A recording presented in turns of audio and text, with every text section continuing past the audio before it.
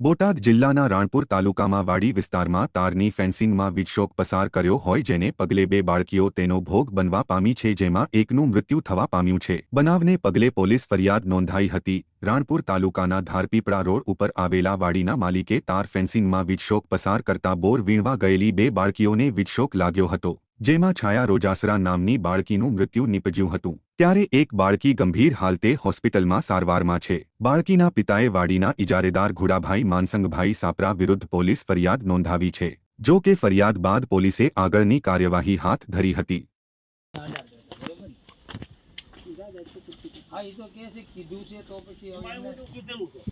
પછી એમના જે આજે આ સોડેન વાળી આજે ઓફ થઈ જાય એમનું અહીં ભાગ્યું નથી, એમનું પાછું ઓલી બાજુ ભાગ્યું છે। વાંધો નહીં બોલવાનું